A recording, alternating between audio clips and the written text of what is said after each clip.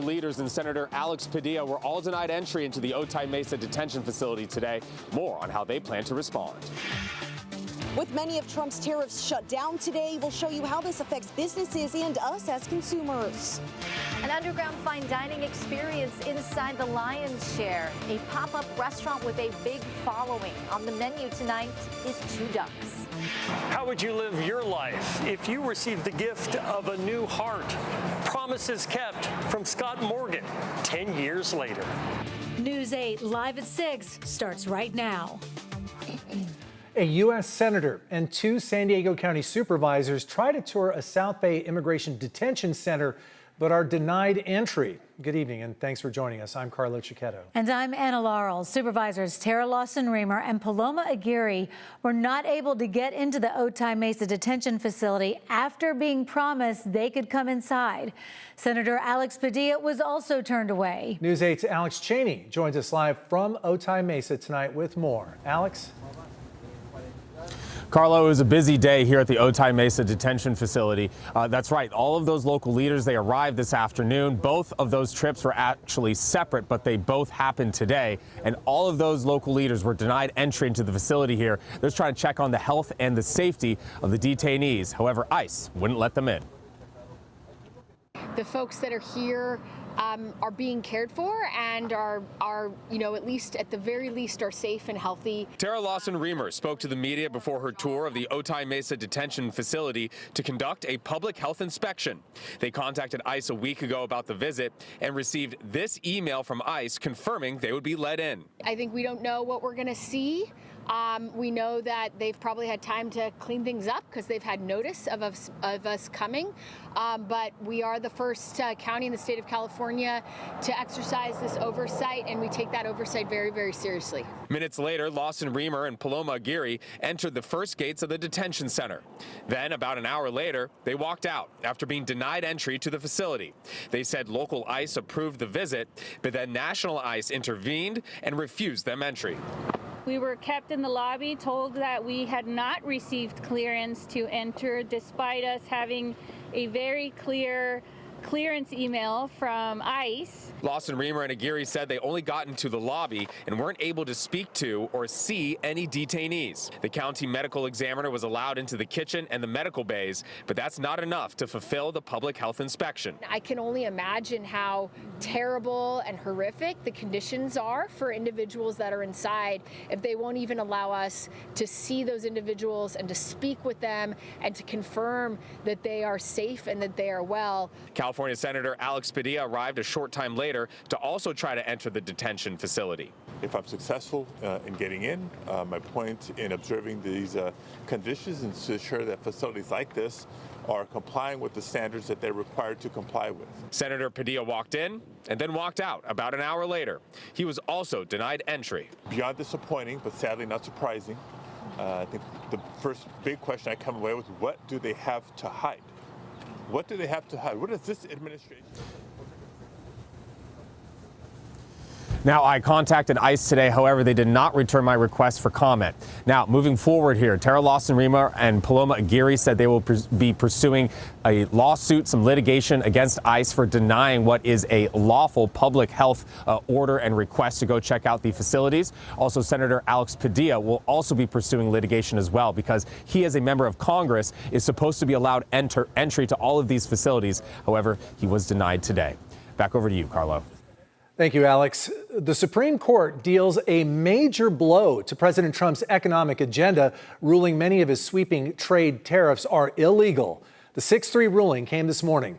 Chief Justice John Roberts wrote the majority opinion that the president needs authorization from Congress to exercise those tariffs. California Attorney General Rob Bonta, who sued Trump after he imposed those tariffs last year, praised the ruling. Today's a good day for the rule of law. Today is a good day for affordability, something that Americans and Californians have been screaming for months now. President Trump called the ruling a disgrace and responded by imposing a 10% global tariff under existing law. However, those tariffs can only stay in place for 150 days unless extended by Congress. So What does this ruling mean for San Diego consumers? News 8's Alex Lai spoke with an expert and a business owner today, and she joins us live from Mira Mesa tonight with who is likely to feel the impact of today's decision. Alex?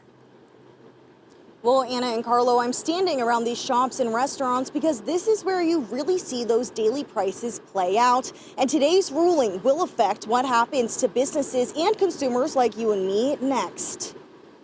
The Supreme Court's ruling on tariffs is deeply disappointing. President Trump speaking out against the Supreme Court's decision today, voting 6-3 that the International Emergency Economic Powers Act does not allow him to impose tariffs. The law allows the president to limit imports if there's a national security or economic threat. Trump said trade imbalances and fentanyl crossing the border met that threshold and used IEEPA to roll out a 10% base tariff on nearly all U.S. trading partners, with higher tariffs on countries like China, Canada, and Mexico last February. But those tariffs hit some local businesses hard. Alex Matiang owns Kapwa Cultura, a Filipino-inspired jewelry store. He designs his products here, but manufactures overseas. He says the tariffs drove up his costs and forced him to cut inventory. We want to buy more because the more you buy, we get manufactured, the cheaper it's going to cost. But to account for the higher tariffs and higher shipping, we were buying less, so therefore our costs were more. He says lower manufacturing prices would make a big difference. Being able to sell more, being able to buy more products, and just having a bigger inventory. And me being new, I'm trying to create a lot more items, and getting more items is going to be cheaper to get to. It's also good news for consumers, which University of San Diego economics professor Alan Jin says have been greatly affected. It's been estimated that the typical household had to pay an extra $1,000 last year as a result of tariffs and higher prices. He says the tariffs increased prices on items like furniture, leather, and clothing. Clothes, shoes, belts, handbags, but with the elimination of the tariffs, consumers should see relief in those areas. The ruling only blocks the president from using IEEPA to set duties, but doesn't stop him from using other trade laws. Existing tariffs on steel, aluminum, copper, and other imports will stay in place. Now, the Supreme Court didn't say whether or not those companies will receive those billions of dollars they've spent on those tariffs back. However, many major businesses are fighting for a full refund. Anna? All right, Alex, thank you for that. A traffic alert tonight. 3 of the 4 northbound lanes of the 5 in La Jolla will shut down in just under an hour for maintenance work. The overnight closures are tonight and tomorrow night near Gilman and La Jolla Colony Drives. The lanes will be closed from 7 p.m. to 11 a.m. each night, but will fully reopen during the day after that 11 a.m. hour. Caltrans workers say they're doing work on the bridge. Drivers should plan ahead and use alternate routes, and people who live nearby should expect noise and bright lights. The California Democratic Party convention is now underway in San Francisco. Delegates and party leaders from across the state are meeting with a mission to endorse candidates in major congressional and state races. News 8 State Matters political reporter Jenny Ha takes us inside.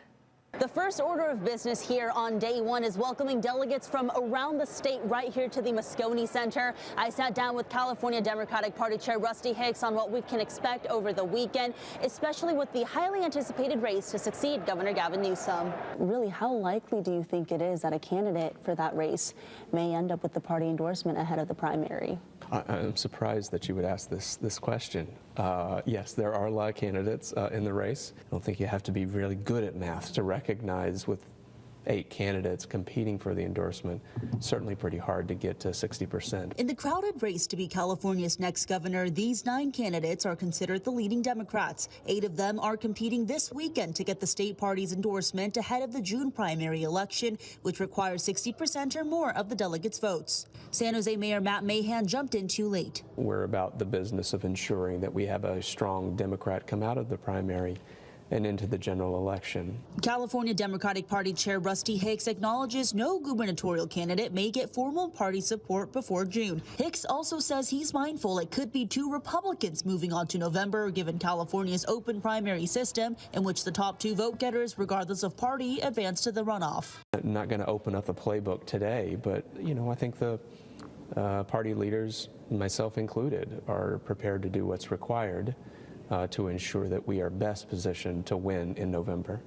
And again, that does include calling on candidates to make room for the stronger candidates down the road. Whatever's required.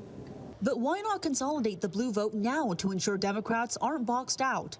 You get to late March, you get to mid-April, you start seeing the field narrow itself into a handful of candidates that are truly competing for the opportunity to be in the general election. Hicks says the party is bracing for what will be a tricky 2026 election cycle to flip the House of Representatives blue. You have to pass Proposition 50, which we did overwhelmingly, and we have to win these seats. We don't own these seats. We rent them every 2 years. And on Saturday, candidates will be giving speeches, as will special guests Speaker Emerita Nancy Pelosi, U.S. Senator Adam Schiff, alongside Senate President Pro Tem Monique Limón and Assembly Speaker Robert Rivas. And on Sunday is the voting for those endorsements. In San Francisco, Jenny Huh, News 8. Thanks, Jenny. The city of San Diego is set to make a big payout after the January 2024 floods. We'll have details ahead. Also coming up tonight, the emerging portraits of some of the victims of this week's tragic avalanche in Northern California. And the direction investigators are moving in now, as the search for Nancy Guthrie is about to enter its 3rd week. Rainfall, and as we hit this weekend, it's going to be dry. We'll have some passing high clouds by tomorrow, and then we're looking at some warmer temperatures on Sunday, but it's only getting started from there. Much warmer by next week. We'll take a look at your complete forecast coming up.